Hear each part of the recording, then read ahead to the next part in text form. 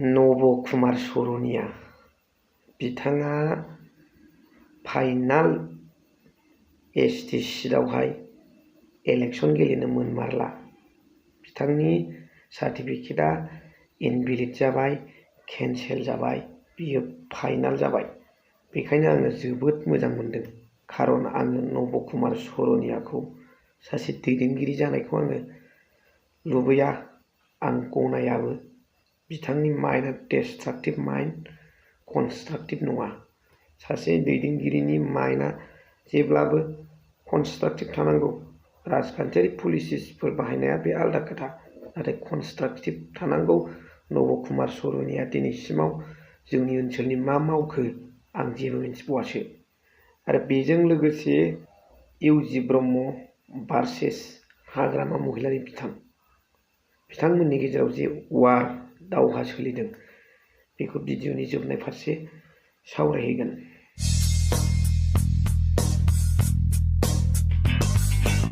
Hello everyone, once again welcome back to the channel. दिनैनि गोदान भिडिअआव नोंथांमोन बयखौबो गोसो गोथारै बरायदों। लोगोसे आसा खालामो इसोरनि अननायाव नोंथांमोन बयबो मोजां दं।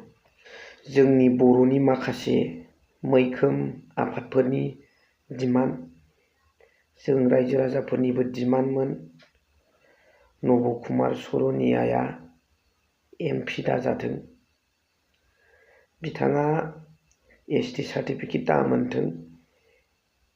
दिनै फाइनाल बिथांनि एसटि सार्टिफिकेटआ इनभेलिड जामारबाय, केन्सेल जामारबाय। बिथाङा एसटि रिजार्भ सिटआवहाय इलेक्शन गेलेनो हानाय नंला।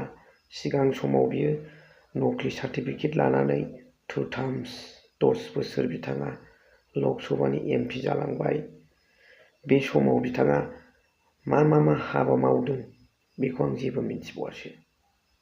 माने बिथांनि गेजेरजों एमपि जानायावहाय जोंनि ओनसोलनि, आं बुङाखै जे बर'फोरनि होननानै, बर'निथ' बिथाङा सुथुरखा, नाथाय बिथाङा बे ओनसोलनि बे क'क्राझार लकसभा कनस्टिटुवेन्सिनि थाखाय, बिथाङा रायजो राजानि उन्नति आरो उन्नयननि थाखाय बिथाङा मा मावखो? गैया, नङा होमबा? पार्लियामेन्टआव थांबाबो बिथाङा बर'नि फारसे, बिटिसिनिखौ फोजोबस्रांनायनि फारसेसो बिथाङा पार्लियामेन्टआव खोथा बुंहैयो।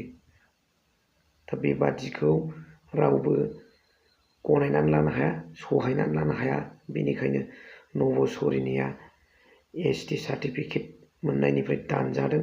बिथाङा एसटि रिजार्भ सिटआव इलेक्शन गेलेनो मोनला। जोबोद मोजां जादों। दा बेजों लोगोसे जोंनि दिनैनि सावरायनांगौ खोथाया जाहैबाय जे नोंथांमोनानो कमेन्ट्सआव लिरनानै हरदों, आङो स्क्रिनाव होथ'ला, उसुबिदा जागोन। आंनो नलेज हरदों जे मोजां खोथा बेबो, जे आदा बिक्रमआ जे सम रायजोफोरनि गेजेराव बा मिडियानि गेजेराव स्टिक दिरुनै लेखा अर्डार लेखा दिरुनै माखासे खोथा बुंगासिनो दङ। बे स्टिकखौ मोनफ्रोमबो एबसु अफिस, जेसेबांनाखि आनसलिक अफिस एबसु दं, बेयाव हरजोबनाय, आरो जेसेबांनाखि जोंनि ओनसोलाव फुरा बे रिजनेल पलिटिकेल पार्टिया कभार खालामनो हानाय बादि इउपिपिएल जेसेबां प्राइमारि दं, डिस्ट्रिक्ट सेन्ट्रेल, बे अफिसाव गांफा लेखा हरनाय, आरो जेसेबां बिपिएफनि मोनफ्रोमबो उइंसनि अफिस, प्राइमारि, डिस्ट्रिक्ट, ब्लक दं, बे मोनफ्रोमावबो बे स्टिकखौ फाथायहरनाय मोनसे हाबाफारि लानो हागोन ना हाया? आदा बिक्रम, नोंनाव आं मोनसे प्रश्न सोंबाय। नोंथाङा जे बे लेखाखौ मिडियानि गेजेरजों, रायजोफोरनि गेजेरजों होगासिनो दं, नाथाय आंनि बै भिउवार्स बिथांमोना सोंदों आरो बुंनो खावलायदों।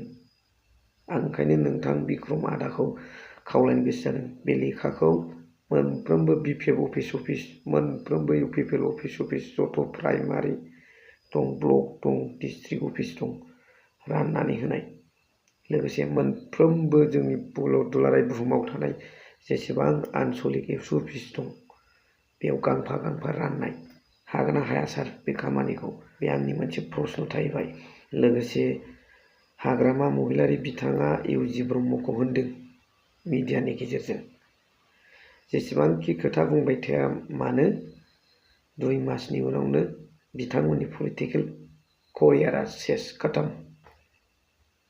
अब्ला दिनै सिंजों बिपिएफनि थासारिया गोगोम गोरा जागासिनो नामा?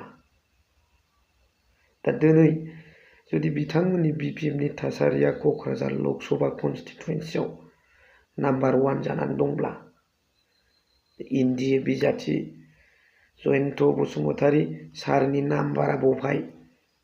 बेबो मोनसे आंनि प्रश्न। बिथांमोना नाम्बार 1 होनदों बिपिएफआ इउपिपिएलनि नाम्बारा बबेहाय? ना बिथांमोनाबो नाम्बार 1आव दं नामा? अब्ला इलेक्सनाथ' जानोसै रिजाल्टआव मिन्थिलायगोन रायजो राजाफ्रा बिनि सायाव मा सानो आंनि फेमिलि नोंथांमोना कमेन्ट्सनि गेजेरजों फोरमायहरबानो जाबाय। स' भिडिअखौ एसेखिनियाव फोजोबबाय। थेंक इउ भेरि माच फर वाचिं। लाभ इउ। खुलुमबाय।